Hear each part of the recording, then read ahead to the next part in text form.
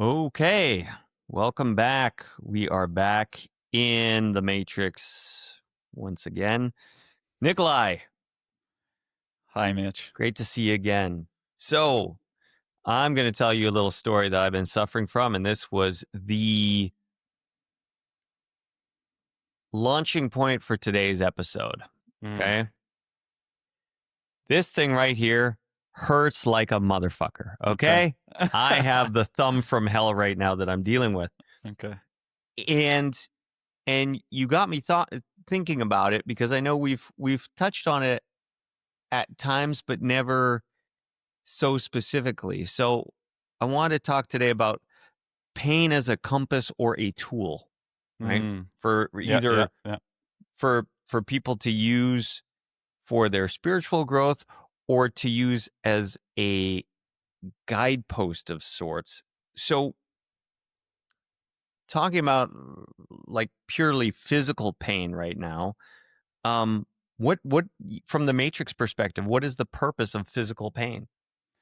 So we've chatted a bit about it in the episode about health. So whoever wants to double click on additional aspects of this, there is an episode about health, and they should watch that. But let's focus specifically on pain. And where I would start is um, our body, our physical body is like a dashboard in the car, and the dashboard in the car shows if there's like a tire has low pressure, something wrong with the engine, and like doors, like trunk is open, and etc., etc.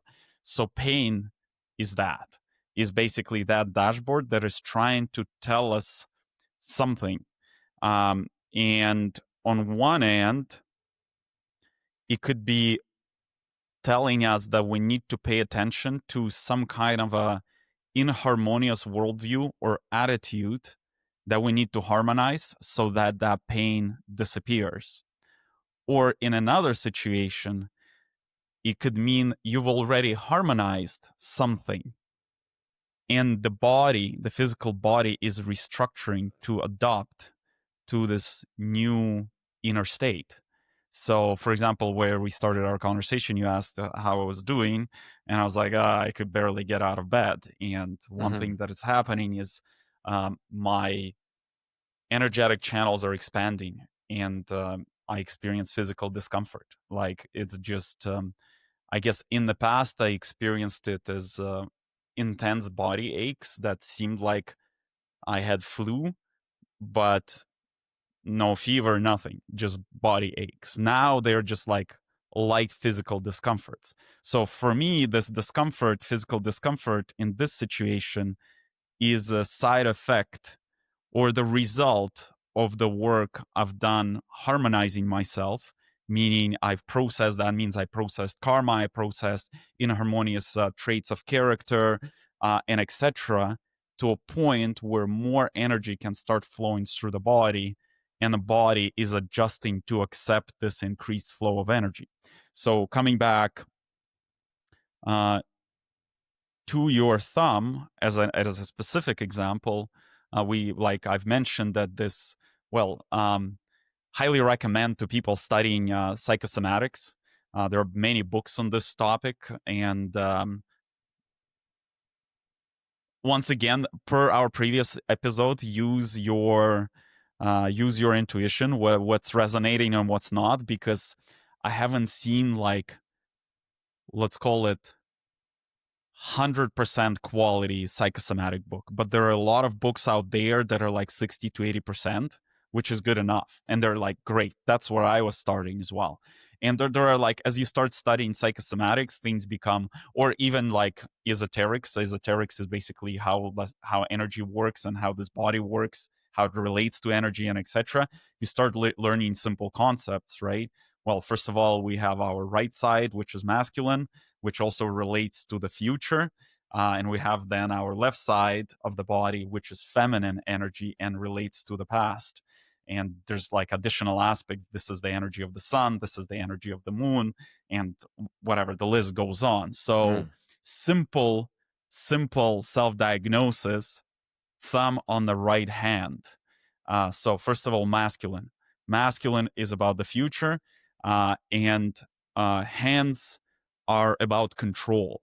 So, and as you start going to specific finger, each finger represents specific type of control. But that's we're already going to like kind of high definition mode, Yeah. and the thumb represents something. And I didn't look high definition enough to say thumb represents that. In the past, I did, by the way, but now I don't recall it.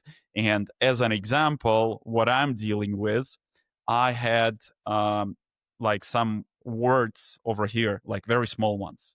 Hmm. And that was an indication to me having control. So masculine is related to the future, to control, to like controlling life, and etc. So there was different types of control. And as an example, just a couple days ago, I got an insight. I have one word remaining, which is here, and it's small as well. But I'm like, it shouldn't be there. If I'm fully harmonized, there should be no distortion in a physical body, because physical body is just an indication of distortion in a worldview and attitude, some kind of inharmony in our understanding how to interact with the world, because that understanding shapes our energetic structure shapes our physical body. That's how it works. So that's why everybody's saying thoughts, emotions shape who we are. So I just got the insight that will finally go away because I'm finally released control in different aspects of life. And that's, by the way, what I've been working on for the past, I don't know, 3 to 6 months, all types of control where I like now what's left over is like a lot of micro control. Like I'll give you a good example. So for example, what we're experiencing in Montenegro, changing immigration laws. Hmm. So your response is, I need to control the situation, so I got to research other countries. That is control, right? This is a type of control. Yeah. Then I guess examples from my life. It's um, like romantic relationships top of mind, and I'm like interacting with women openly. Now I'm like open to the relationship, right?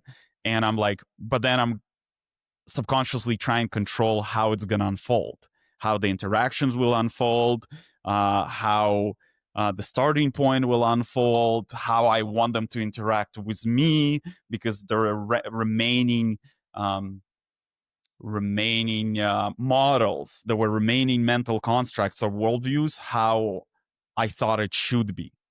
Versus in that situation, it's going to be unique because two unique people are meeting.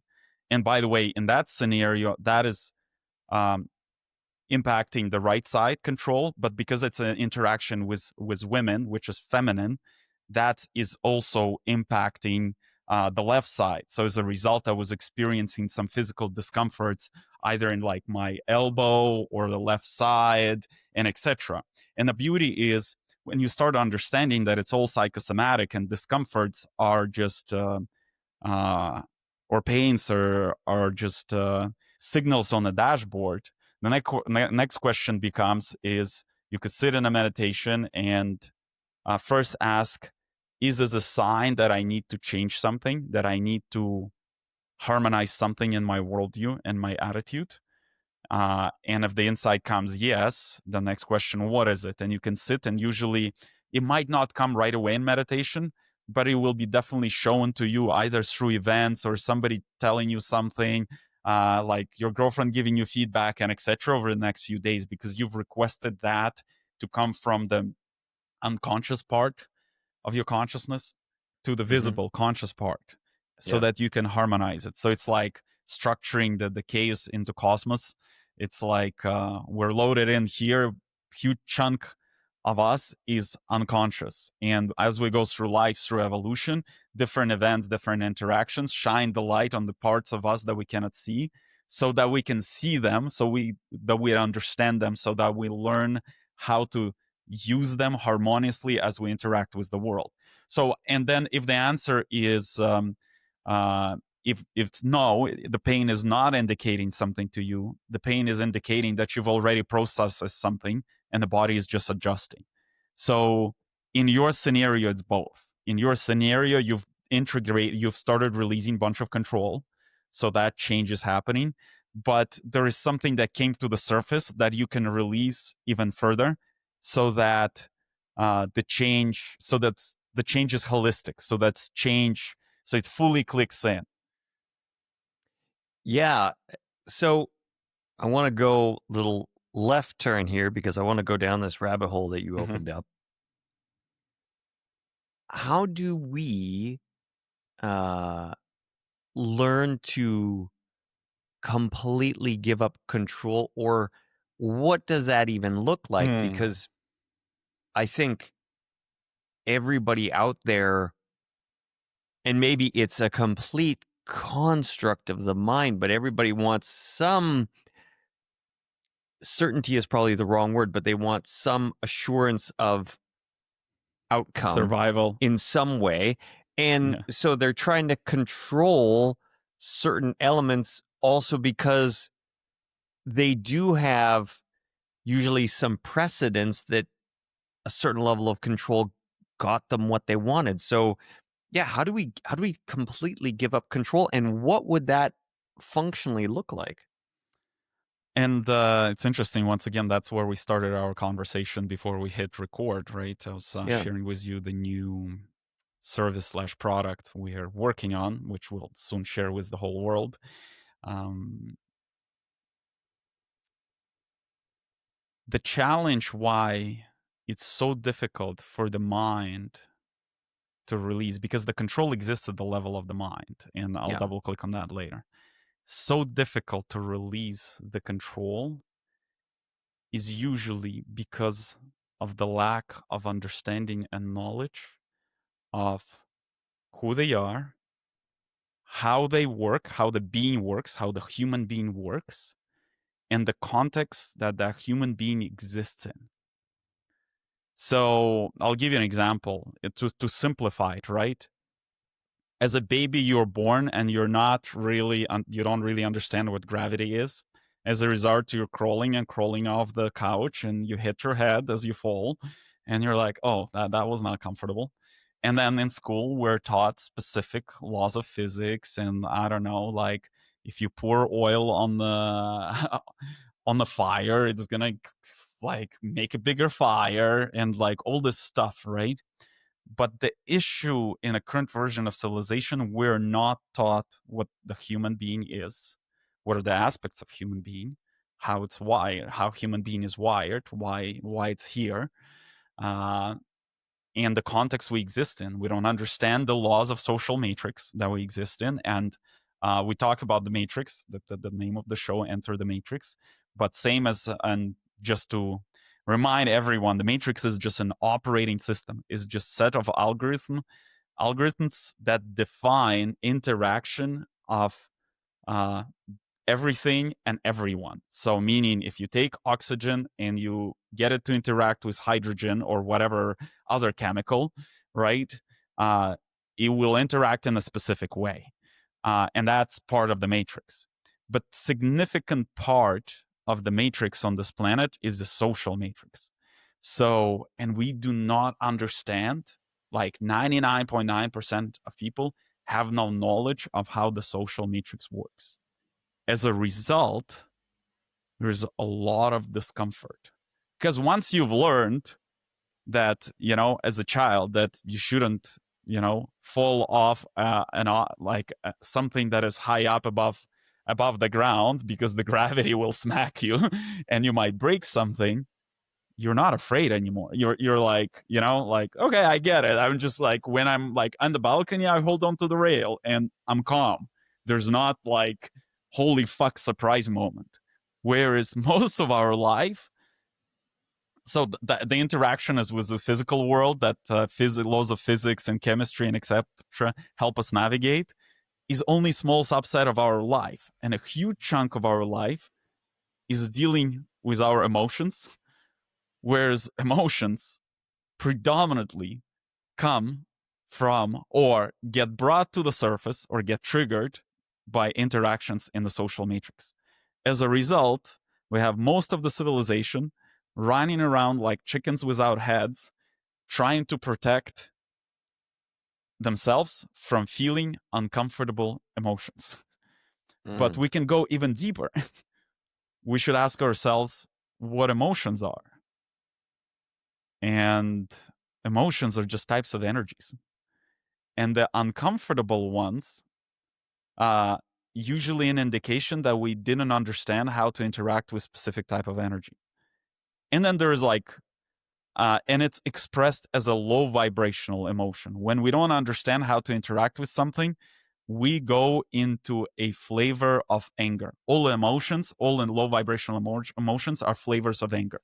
Just the vector changes. So guilt is anger directed at self. I don't know, jealousy is a direct anger directed about something that is external. And if we take any low vibration or what we call negative emotion, it's just an expression, some kind of type of anger. And because we were not taught that is just energy, we're trying to avoid illusionary discomfort. In reality, and by the way, the practice that you're doing, one of the things that I think Siddha Mahayoga develops this buffer and state of being able to face any and every emotion and not run away from it. And if we're just understand that all these things that and by the way, we've been programmed to avoid them since the birth, right? Because if we watch our parents, it's like they're trying to avoid fear, they're trying to avoid anger, they're trying to avoid all of these things that are like suppressing. And like the whole game of society is now like walking on the eggshells. I was like, oh, I don't want to be triggered and I don't want to trigger others. Whereas in reality, triggering is exactly that helps us evolve. But the problem in the society is that people misunderstand the responsibility. If Mitch triggers Nikolai, the way society is programmed right now, it's Mitch's fault. Whereas, no, it's not Mitch's fault. Where is the emotion experienced? It's experienced within Nikolai, not within Mitch. Mitch cannot do shit about it because that energy is experienced and exists and came to the surface within Nikolai. So it's Nikolai's responsibility to take responsibility for that energy versus what 99%, or now a little bit less, let's call it 90% of society, what 90% of the society does, says, Mitch, you're a bad person because you triggered a feeling in me. And so basically what happened, Mitch got thrown out under the bus. So now he's trying to figure out how not to cause emotions outside. Hence, he's also trying not to cause emotions within himself. And then Nikolai has been robbed of evolutionary experience because now he's never going to learn how to interact with that type of energy that Mitch triggered in this situation. So now coming back to control, a lot of control is not understanding what the fuck is going on within us and outside of us. And this is what I'm sharing here is just a small portion of misunderstanding, but so much energy is spent by human beings in the social matrix to come up with any type of control, illusionary control, because it's not real, not to feel, not to be triggered. And then of course the control goes expands in all other areas, right? But like if I would really look at the biggest one that the civilization is experiencing right now, is that. And the second part that I would add,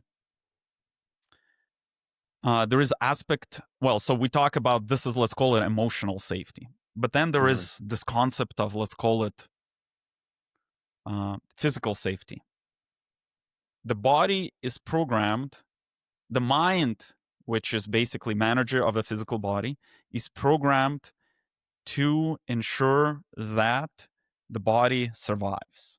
So there are a bunch of programs preloaded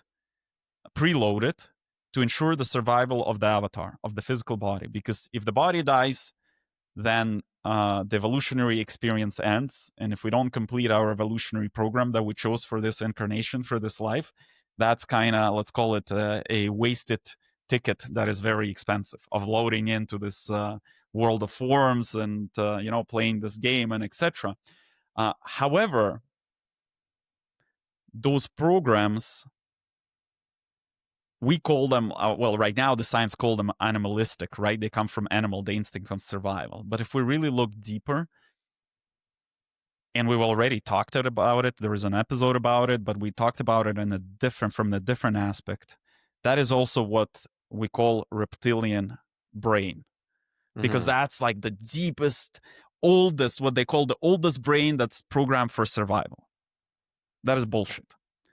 That is part of a reptilian DNA in us from a different civilization that has evolved and developed in a low vibrational part of the universe where resources are scarce. So what has been programmed into reptilian brain is all shapes and forms of control, because that is their mode of survival.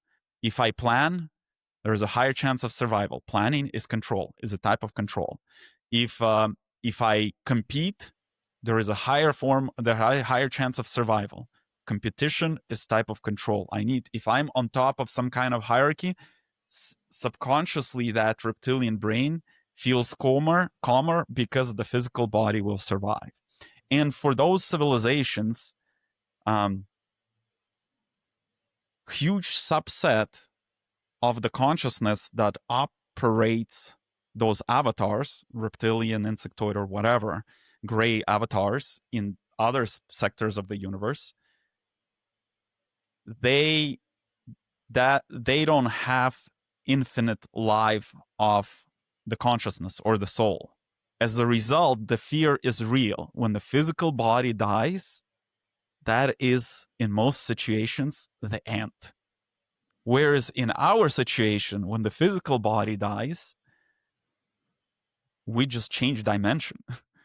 Like right now, and there's now a lot of books, a lot of studies confirming that when like people have one great example, when somebody has clinical death, then they see everything that's happening in the room, they come back, they have all the memories, they like everything is restored, nothing is being lost, even the body, like what so-called people think where the memory stored, the brain has been reset fully. So the brain is ultimately the antenna. So in our scenario, most of us, or most of the consciousness, or most of the souls that is connected to the bodies is infinite. It lives infinitely. So once we start realizing we're that, rather than just physical body, and deal with the reptilian part of the brain and realize that, okay, the part of us that was programmed that, but it's not us. And the reason, and I'm going to explain, because the next question that comes up, and the next question that came up for me as I was harmonizing my reptilian brain, was like, holy fuck, but if I remove all the programs that run the algorithms of survival of this physical body, then there's a high chance of this body being run over by a bus, I don't know, eating wrong food, running out of some kind of nutrients, running out of resources like money or whatever else. And here's what I realized. When we remove that control, we finally can connect fully with our soul and spirit, but more importantly, we connect with the whole universe. And that's what people talk about, the feeling of oneness and etc. So, and I've been testing this for a while now, as I've been removing all these programs. Like, let's say I'm crossing the street, and those programs make you very alert crossing the street, because there's a real fear of being run over by a car, a real fear of dying. Whereas in the new state, I'm crossing the street, sensing the whole environment. So it's like my vision is not only eyes, my vision is 360 degrees energetic. It's everywhere. I feel everything. And I intuitively stop when I'm supposed to. I intuitively turn when I'm supposed to, without programs look around, look around. Like, I don't even need to look around. I feel there is a car coming from behind. I feel there is another car over there. And that's so basically, if we would compare it, and we talked about this, there is also an episode, AI versus consciousness, right? The technocratic way, you just get better glasses and you have cameras on the back of your head and you get more inputs for the calculator, Yep. versus the ultimate state where you feel the whole field around you. So it's like you have eyes, every cell of your body now has eyes. And that's what's so powerful. So that's that transition of releasing control. The more control we release, the more we see. Because what control is, it's basically sending an instruction that unless I use 5 of my senses, like eyes, audio, touch, taste, and etc., then I will not know what's going on. So the control shrinks you to the physical body, and it constantly reinforces that you can only interact with the world through our basic senses. Whereas as we release control, now that channel expands, we start sensing everything. We start feeling everything because we're now connected with the energetic world. But at the end of the day, we're actually connected with all aspects of ourselves because we are energetic. People confuse that. People think this is a body that connected to some kind of consciousness. No, this is consciousness that is actually creating ability for this body to exist, because this whole body, and now I don't want to go down this rabbit hole, this body and this whole world is a hologram, and there's like studies showing this, proving this. CIA studied it extensively as part of Stargate project and etc. So that's what we forget. People think that primary, we're physical body. No, primary, we're energy, and energy runs everything. So when we release that control, when we harmonize that reptilian brain, we become energy. Hence, we sense everything. Hence, we have eyes, everything. Hence, we're aligned with everything.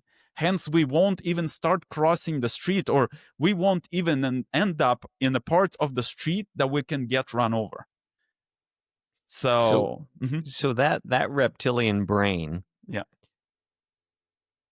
So would you say that is the concepts within that have nothing to do with the soul, in sense is the reptilian brain meant to block the journey of the soul, or what is it doing, like in the sense of its main purpose being there?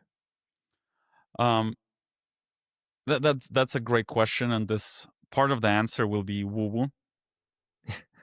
We're already woo woo. Yeah, I guess. Um, this planet has been under management of different civilizations. That planet existed for hundreds of millions of years. When it came under the management of what we call low vibration civilization, in the previous episode we mentioned, we use this terminology for simplicity purposes because in reality, among representatives of those civilizations, they're high vibrational representatives. But for the purpose of this conversation, we'll simplify everything. When the planet and the solar system entered low vibrational part of universe, it got under management of reptilians, greys, insectoids, etc. And they've conducted a lot of experiments to make it possible to have their souls or their consciousness incarnate in these bodies. So this is the result of there is, and that's what I meant. We're going to go woo woo. There's like a lot of books, a lot of guys, a lot of conspiracy theories talking about that, or a lot of people talk about how they've been stolen by UFO and etc. And they did all types of surgeries and experiments on them. Those are not hallucinations. But it's a little bit different. People think that's like, and there are probably scenarios. I haven't looked into it deeply. It's not my area of interest. I don't study that. Like, people come and ask, "Oh, do you believe in UFOs?" I'm like, listen, there are other civilizations, but how they exist is a little bit different than how we understand it. So when people experience surgeries, in most of the scenarios, those are energetic surgeries. because DNA is a fact or result of energetic structure. So where we started our conversation, when Nikolai harmonized something in relation to control, the reason also the body feels uncomfortable because DNA is changing. Mm. So hence, when the and let's tie all the pieces together, worldview, right? And I keep saying worldview and attitude is what shapes our energy, and energy shapes our DNA, and DNA shapes our body. That's the, let's call it a simplified but full chain Yeah. of events. So when low vibration civilization introduces a value into energetic field of humans, that they live on a planet of scarcity, that changes their energetic structure, that changes their DNA, and it develops something in the body that we call reptilian brain. So it's not like somebody came and implanted part of a reptilian fucking part of a crocodile into human brain. No, they just changed the worldview. So they come from a space where there is scarcity of resources, scarcity of energy. But let's really think about planet Earth. Most of it is unpopulated. We live, you and me, we live in one of the tiniest countries on this planet called Montenegro. As I drive a lot of around Montenegro, that's one of the tiniest countries. Most of the land is not utilized for anything. Not farming, not buildings, nothing. And that's a tiny country. It's the tiniest country. So, and well, land is super expensive. It doesn't make any fucking sense. The reason it's expensive, because right now civilization predominantly lives based on the core values of low vibration civilization. For the longest period of time, they were telling us we're going to run out of oil. And every time they discover more and more oil, and apparently the places where there's supposed to be no oil, like they should run out of oil, they don't run out of oil, like the list goes on. So it's like there's so many examples of like concept of scarcity introduced. Like this planet has enough resources to support current population and population bigger than this. And that, while we as civilization are super fucking wasteful. So there's also room for growth over like inefficiency and effectiveness of how we utilize resources. Now the civilization, okay, it's getting better, but like most of the 20th century was super fucking wasteful. Like the efficiencies were low, right? And we still have, and the population growing, and et cetera, et cetera. So at the end of the day, it basically formed because of those worldviews and values. And as we, so hence those worldviews create desire to control. So anytime we have desire to control, that's where it comes from, those values. And I'll give you an example of other states that people achieve using substances. Why do people drink alcohol? Because they want to numb that part. They want to numb that reptilian brain. They just want to fucking relax. And guess what happens? So when people drink alcohol, two things will happen. Either that energy, if they like, if there's a bunch of karma or there's a bunch of inharmonies in that character or personality, then there is a higher chance of negative expression because energy accelerates. And we talked about this in an episode about karma.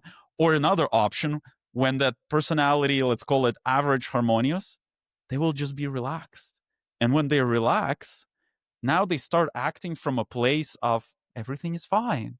And they start sensing where the energy is for expansion, for happiness, and where it's not. So they drop all these programs for me to be safe, for me to be successful. All these programs come to the background. So they're like, oh, that's fine. And I recently had a great example. We're working with two founders, and um, the way they started, they built a business in the past, and then they kind of went on build their own businesses. But they had so much fun building businesses together that one guy came up with a new idea and invited him and said, come over, I'll tell you about idea. Oh, and by the way, I have some acid. Why don't we drop acid and we talk about it? So they drop acid and talk about the business idea. And then the second guy was sharing the story. He said, if I didn't do acid at that point in time, I would never agree to start the business that became a very successful business, because his mind and control was so strong, because he was already running a business. That means he would have needed to exit. There were so many steps, but because like alcohol, acid, mushrooms, and etc. And of course, all of them have the side effects. I'm not suggesting, hey guys, go start doing all these substances, right? But I'm giving you an example that that substance took down all the control programs. So he was just purely feeling, and he felt there is expansion in doing that business. Whereas when he came out from that state, he's like all the programs loaded up again of the control. Holy shit, I have all these responsibilities. Why am I doing this? Blah, blah, blah. But then he was like, I already committed, and he's a great friend of mine, and whatever, let's try. What's the worst case scenario? And things just started going right from the beginning.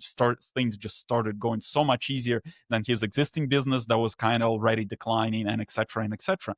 So what we're ultimately here trying to do, or not trying to do, what we're ultimately here doing is harmonizing all these aspects in our worldview and attitude so that we always exist in this relaxed state of connectedness and knowing what's next, or feeling, better even saying feeling, and as a result knowing what's next, or state of clarity. And we just start experiencing the state of deep happiness and etc. And everything just happens what we call effortlessly. In reality, there's still effort. We act. We don't become like jello and sit and do nothing. We act, and we act passionately, but we do it from the place of happiness. So that's about control. So I'm curious because the way I see it, we have, and maybe they're the same. I'm curious your perspective on it. Is there a difference energetically between like trauma and disease? No Exactly the difference. same. So it's like Trauma causes disease. Oh, how specifically when you So say trauma. Well, first of all, so when I say trauma, I mean like let me clarify that, like blunt force trauma, for example. So like let's say like hitting you your hand break with a your leg hammer versus you have cancer. Oh, I see. Okay, never mind. Because I thought like emotional trauma, because emotional trauma is a distortion in the attitude, and hence that causes the disease, and that's how you end up with cancer. Yeah. That's what I meant. Physical trauma. So it's very similar to disease. And the reason it's very similar to disease, what physical trauma is, in the moment, your energetic bodies have a significant distortion, or let's call it a hole, energetic hole in them. And I'll give you specific examples. So this is another insight for self-diagnosing. Let's say I'm walking around the apartment and I hit my right toe on the couch, on the leg of a couch. Very unpleasant experience. That should not, and that's the what you call physical trauma. It's let's call it mechanical trauma. Yeah. So that's a mechanical trauma, and there are different types of mechanical trauma, like chemical burns, temperature burns, physical impacts, and the list goes on. All of them are there to mirror to you where there is a sudden distortion in your energetic body. So when I hit my right toe on the couch leg, on the leg of a couch, I right away start looking there, because if everything energetically fine, it will never happen. And I start looking there, and once again, it will be either it is trying to indicate to me that some kind of inharmony in my worldview attitude came to the surface, and I need to pay attention to it and harmonize it, or I've already harmonized it, and there is a restructuring, because when you harmonize worldview and attitude, the first restructuring that happens is energetic. And let's say I harmonized So right foot moving forward. It's either fear of the future, moving into the future, fears of the future, and etc. That's what the right leg generally represents, or right foot. So I'm like, oh, I've just processed a bunch of fears about the future, and now I'm not fearful.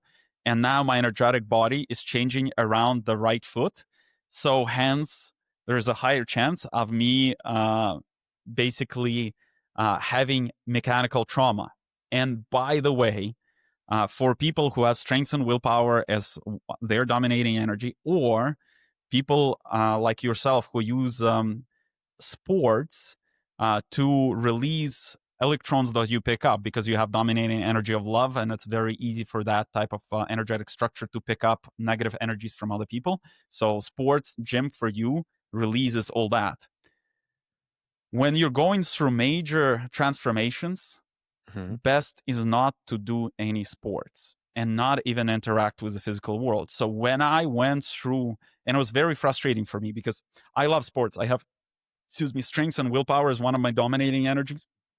Growing up, I did a lot of sports and a lot of extreme sports and a lot of types of sports and blah blah blah. And I love my sporting gear. And so as I started going to very deep, extensive transformations, almost all sports disappeared from my life, and I was super frustrated.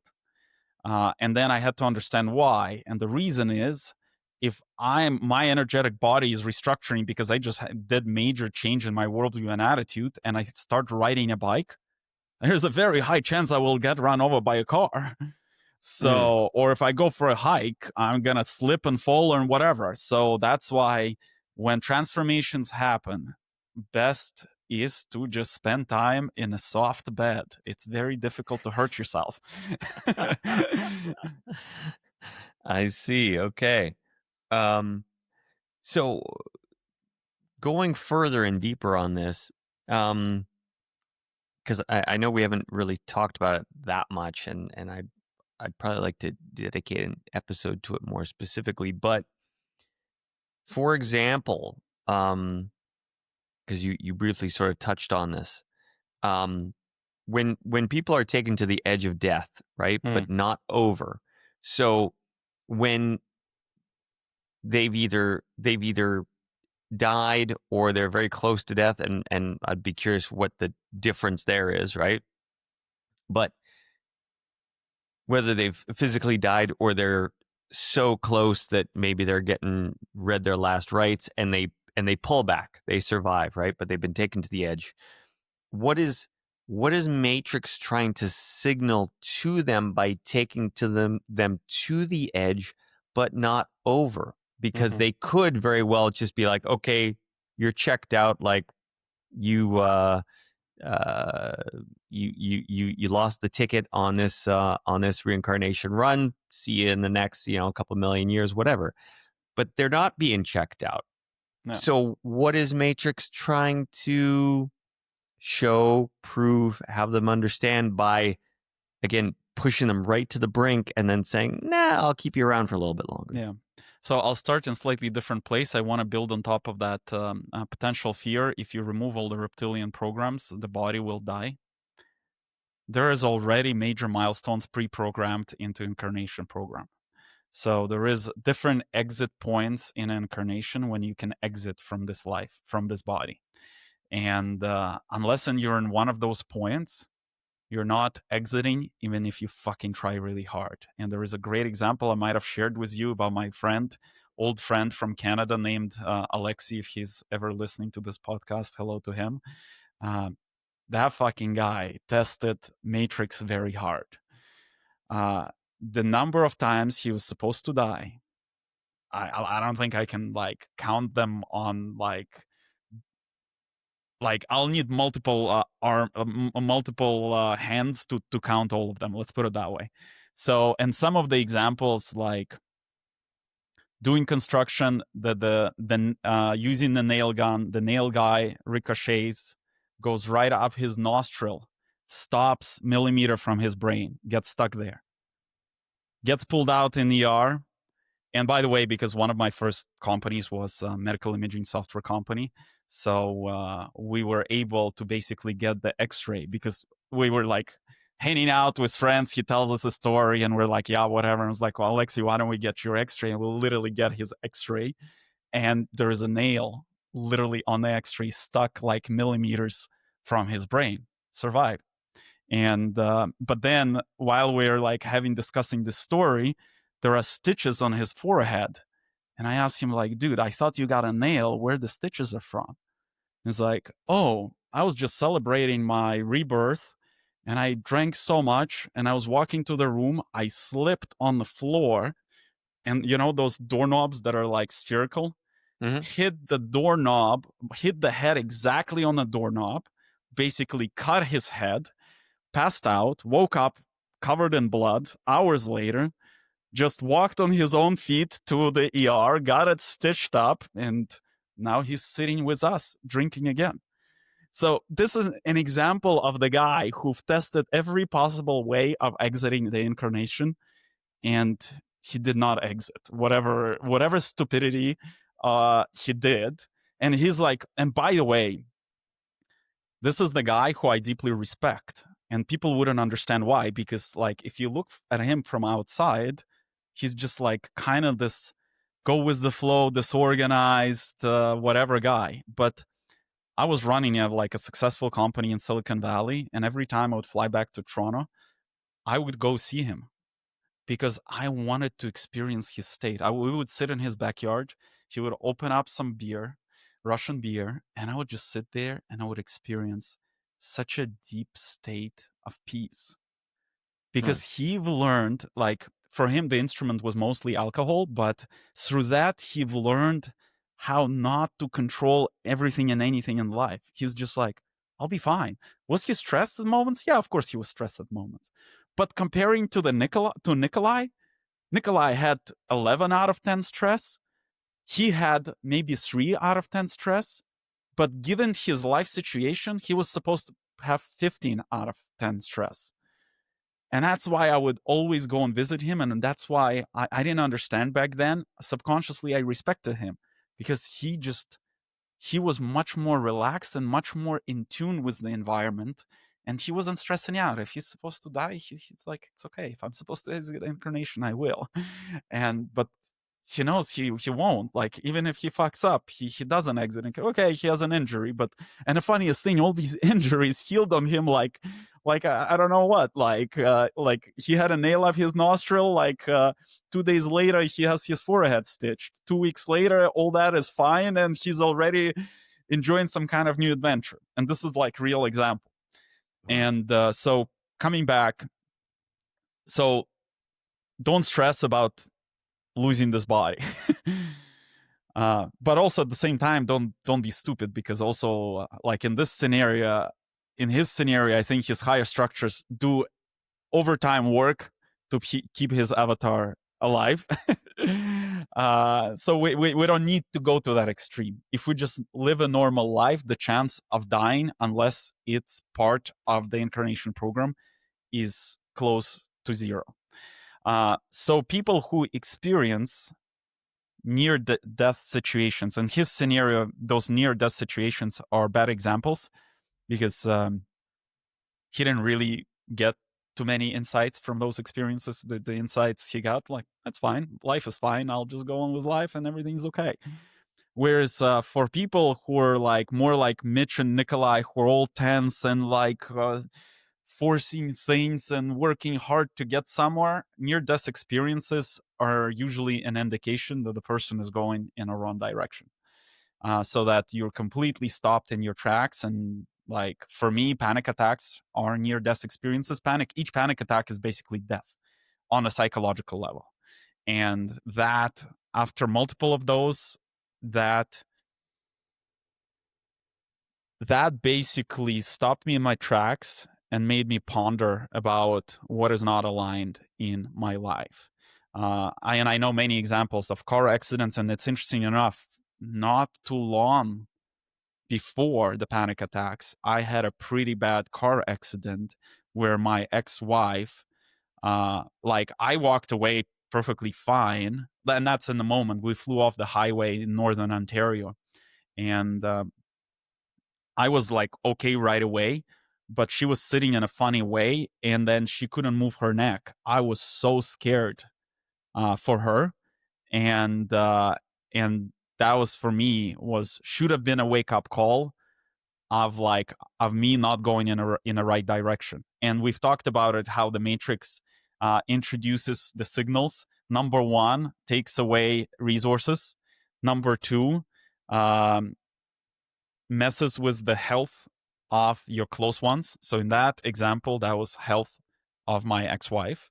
Mm-hmm. And number three, it messes with your health. So in that scenario, I was okay health wise, but I was like, oh, and I didn't get the right insight. So I kept living the life I was living.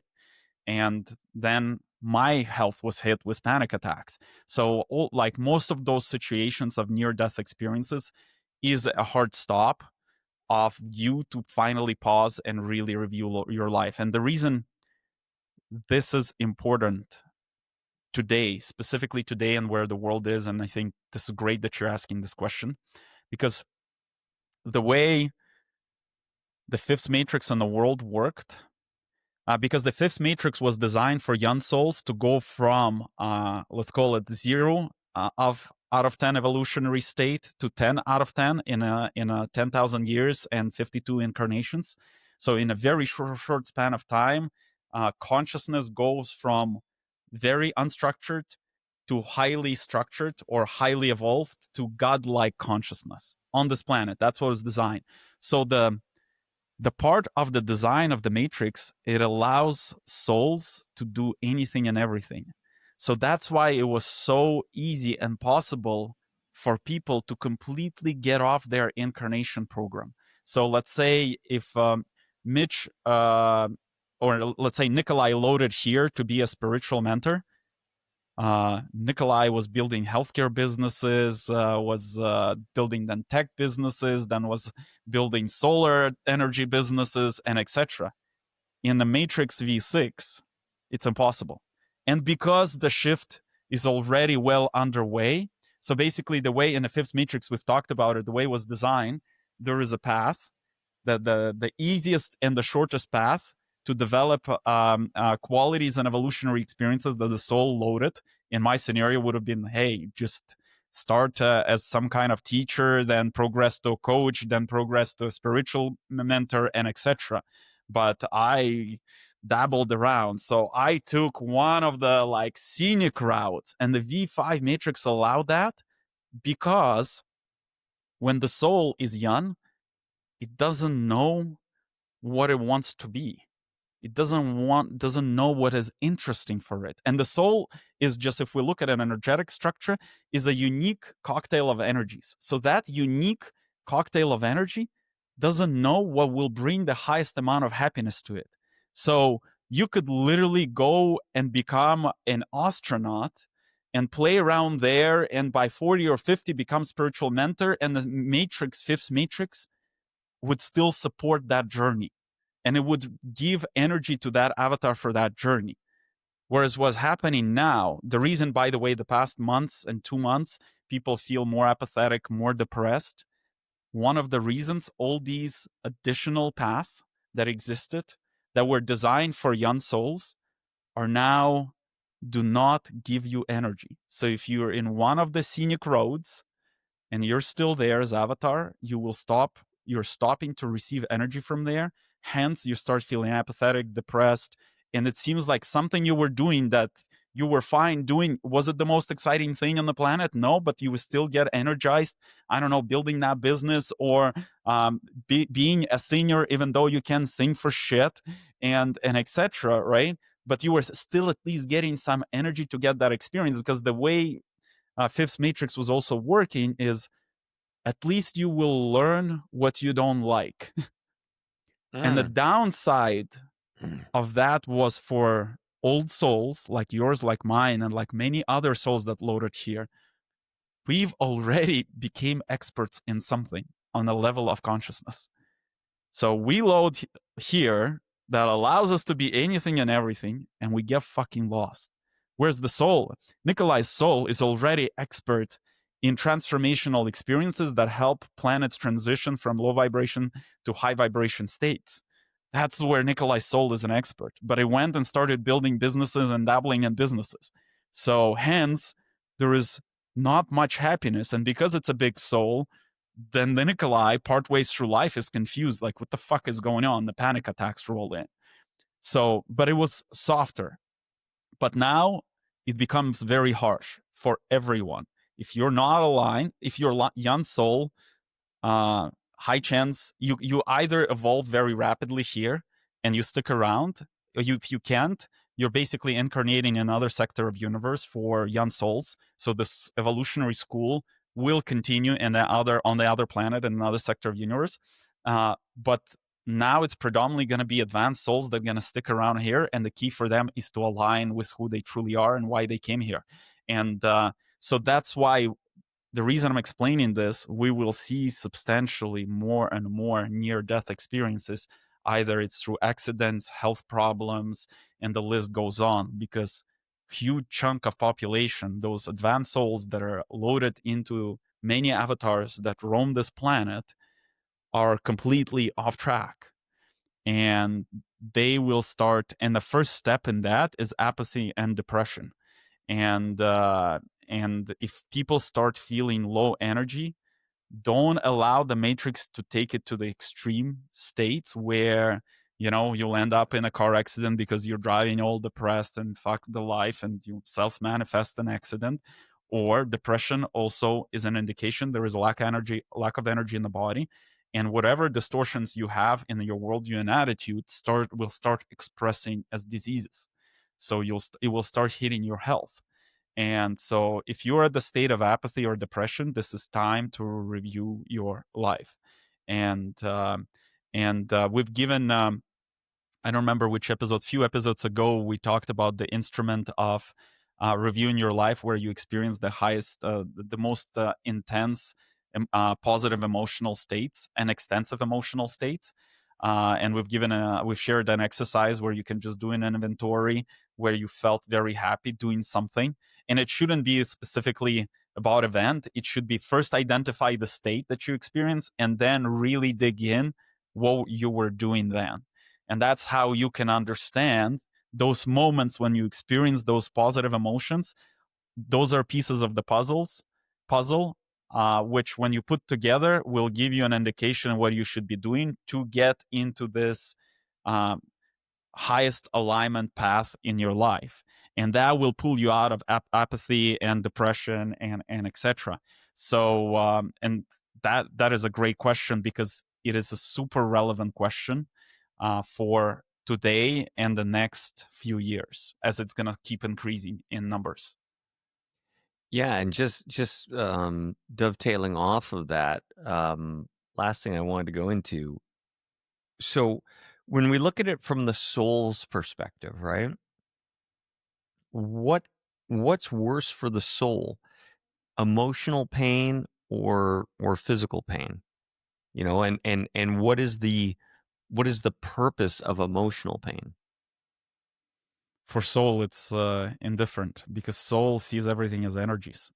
And soul is energies, and the body is ultimately energies. But it's what's messed up is our perception, right? So we think something is bad.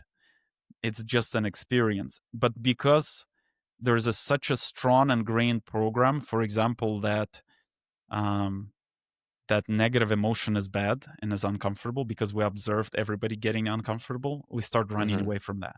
Similarly, we observed everyone running away from physical discomfort, including ourselves. Hence, we run away from that. So I'll give you an example how my perception of both has changed. I was so easily triggerable by any physical discomfort, like tiny pain in my stomach. Fuck this, gotta go to a doctor, give me something. I'm not going to work, I'm not going to office. I was very easily frustrated by that. As I started going through my evolution, now I feel like some major disgust. For example, some, like, when I'm unloading a lot of energy of fear, I get very strong stomach aches. and they happen in the middle of the night. Previously, I couldn't sleep. I get super frustrated. I would get depressed. I would get down on myself. Now, like, I wake up for a second. Oh, stomach pain. Who cares? Go back to sleep. It's like I can modulate my perception. It's like, oh, okay, it's part of a process. Do I need to do anything? No, I don't need to do anything. I just like check. Oh, there's the energy of fear coming out of my energetic structure, and I know it's felt for me as a stomach pain.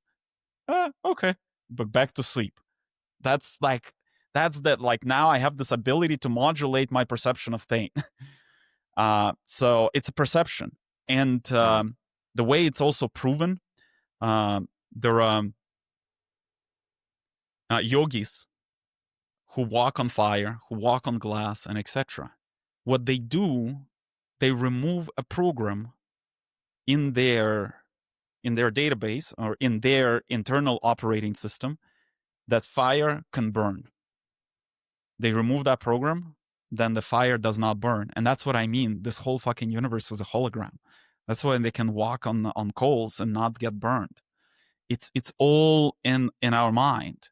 And I've tested with it not walking on fire, but like I was quite sensed, like even though I have Eastern, I'm Belarusian and I should be like pro in saunas, I would get very uncomfortable in hot saunas. And then I was going through this experience of awakening and I understood how things works, how the matrix works, how my body works. Like I would walk in the super hot sauna, crank it even hotter, and I was like, this heat is just a perception. And like I can sit and I would just sit fully relaxed. Before my heart rate would go over 100, 120, I would start breathing heavily and rapidly. There I would sit, my heart rate, I don't know, would be 50, 45, as if nothing's happening. Like my Mm. body's sweating, I would be fully relaxed. And then on top of that, I was like, I can pull all that heat out and use it as energy.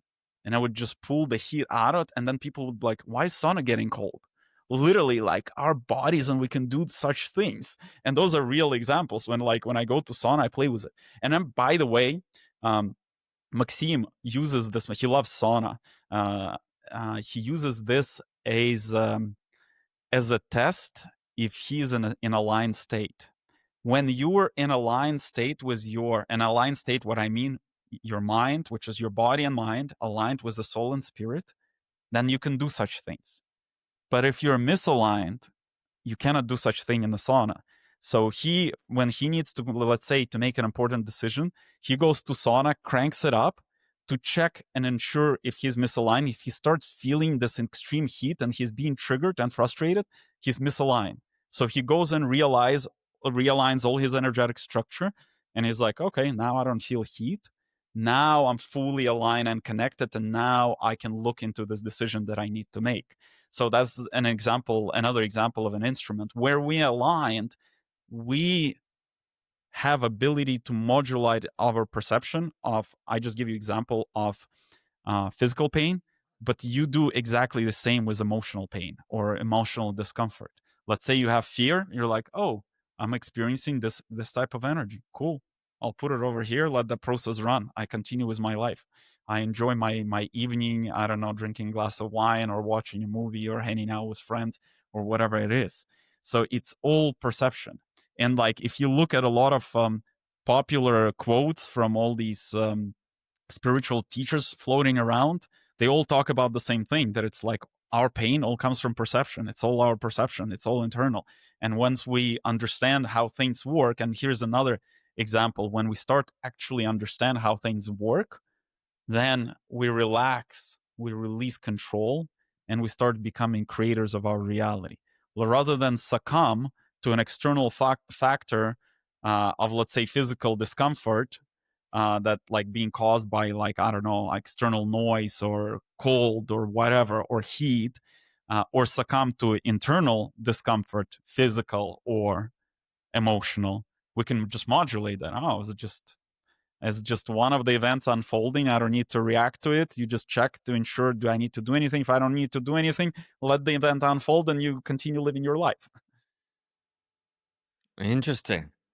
All right. Well, that wraps it up for that for today.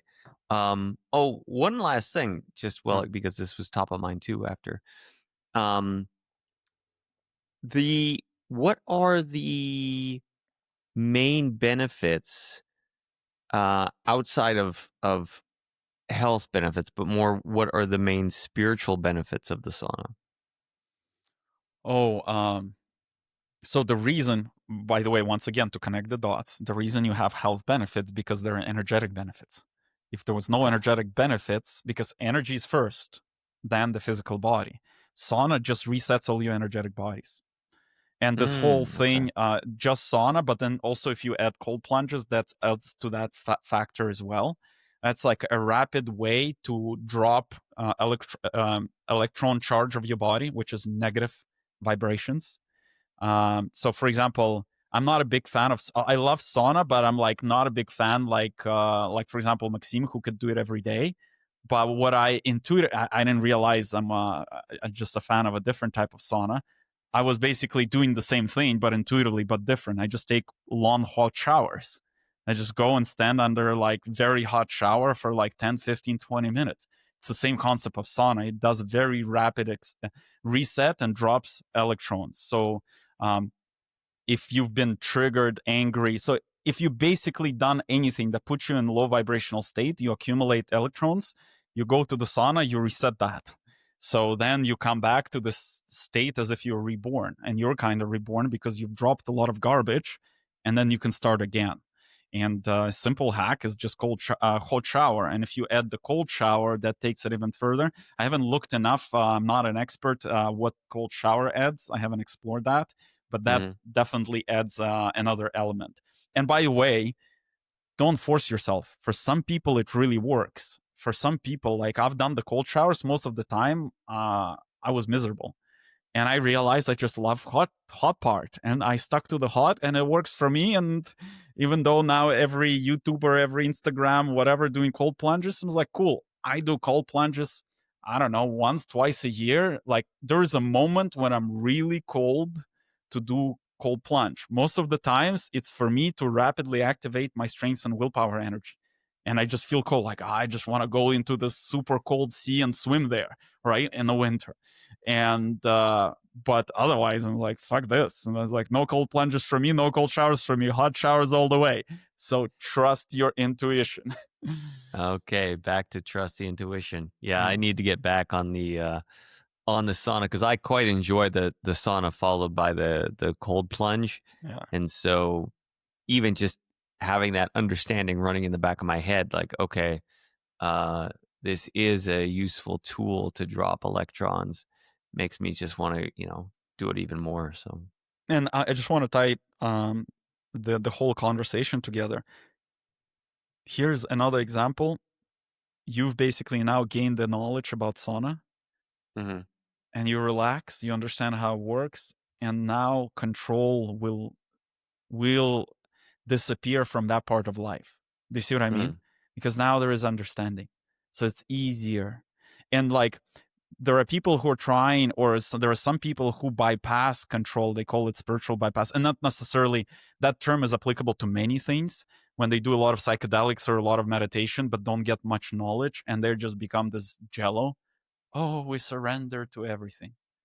In reality, there's a part of them that's surrendered. But if you look into them deep in deep into them energetically, they're full of fear and anxiety because mm, like they only can experience that state of surrender in their like in their controlled environment. As soon as they step out and face the society and face the world, face social matrix, they fall apart right away.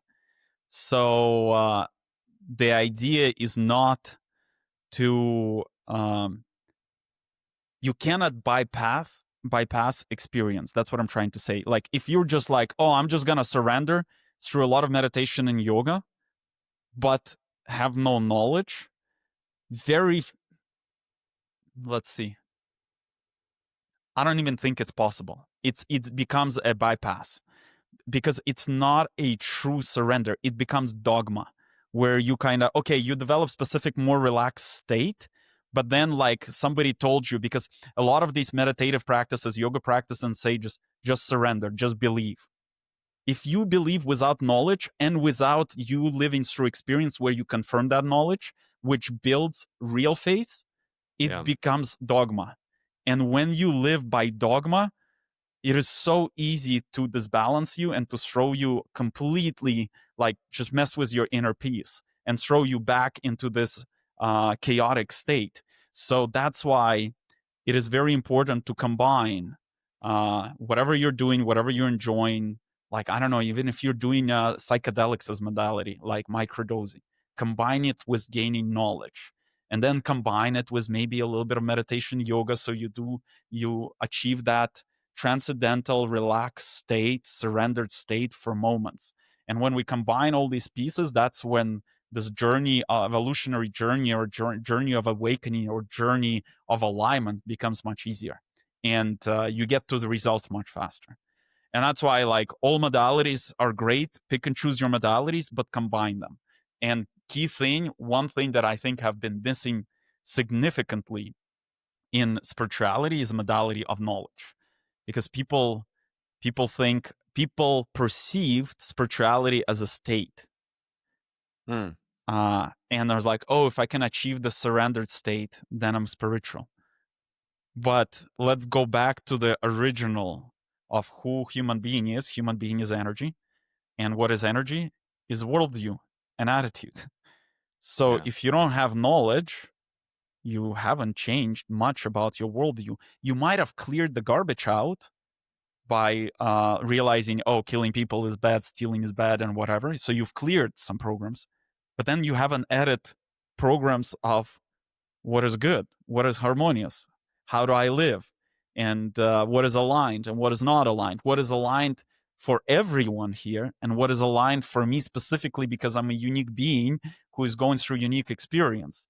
So there are two types of knowledge. One, broad knowledge of understanding how the universe works, how human being works, how the planet Earth works, and etc. And the other knowledge is knowledge about self, because some people go into like advanced metaphysics, which is knowledge how the systems of universe work, but don't go into esoterics. Esoterics is how human being works, and how specifically human being called Nikolai works. Because if you try to copy another one, that's going to be failure, because whatever is great for Mitch could be poison for Nikolai. So those are the types of knowledge that is important to seek. And as you seek them, in addition to whatever modalities you're doing it, that's going to really accelerate everything. And it's going to really accelerate achieving sustainable state of peace, happiness, and no control. Mm.